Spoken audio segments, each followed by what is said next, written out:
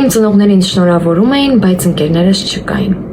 Get ready with me, պատրաստվենք միասին եւ խոսենք ընկերության կարեւորության մասին։ Կարծում եմ բոլորիս կյանքում էլ եղել է ու եկել է ինչ-որ մի պահ, որ մտածել ենք, որ այն ինչ մենք տալիս ենք մեր ընկերներին, փոխադարձը չենք ստանում։ Մինչև 18 տարեկան ամեն գիշեր ծնունդիս օրը, մինչև ժամը 12-ը պատրաստվում էի, գեղեցկանում էի ու վստահ էի, որ իմ ընկերները գալու են ու սպասում էի իրանց ու հենց 12-ը խփում էր, իմ ծնողները ինձ շնորհավորում էին, բայց ընկերներս չկային։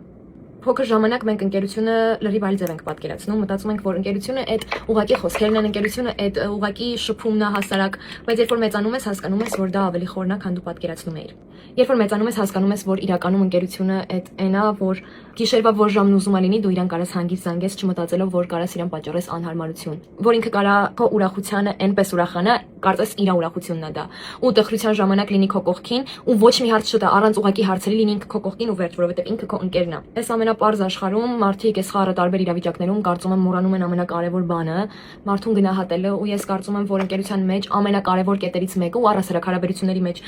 դա կլինի ընկերական թե անձնական, ամենակարևոր կետերից մեկը դա հենց գնահատելն է, որ դու դիմացինիդ գնահատում ես։ Ու ես կարծում եմ պարտադիր չի, որ դա լինի ինչ-որ առիթ, որ դու դիմացինին ասես, որ գիտես ինչ կա, ես գնահատում եմ քո արարքը ու ես կարևորում եմ քո ներկայությունը իմ կյանքում։ Դա պետք է ասես ուղղակի ինչ-որ անսպասելի պահի։ Ուղղակի ինչ-որ պահի, երբ ինքը ունի դա լսելու կարիքը, որովհետև դա կարա շատ կարևոր լինի դիմացինի համար։ Ես կարծում եմ, որ ընկերությունը դա պարտականություն չէ, դա երկուսի ընտրությունն է, լինել իրար հետ ընկերներ, իրար հետ անցկացնել ժամանակը եւ այլն եւ այլն։ Դա չպետք է լինի պարտականություն, դա անկեղծ պետք է լինի, իրական պետք է լինի։ Ու ես կարծում եմ, որ հենց դա էլ պահում է հարաբերությունները, ընկերությունը, այդ փոխադարձ վերաբերմունքը։ Եվ ինձնից ու միմիս էս խորհուրդ։ Ձեր կողքի մարդկանց մի արժեզրկեք, մի ընդունեք, որ նորմալ է, որ այդ մարդը կա մեր կյանքում, ոչ, որովհետեւ շատ հնարավոր է, որ մի օր դուք հասկանաք, որ կորցրեցիք այդ մարդուն ուղակի անտարբեր վերաբերմունքի պատճառով։ Իսկ եթե ձեզ դուր եկավ այս ֆորմատի վիդեոները, խնդրում եմ գրեք կոմենտներում, որ ես ավելի ոգեշնչվեմ եւ սկսեմ նկարել այսպիսի վիդեոներ։ Պակա։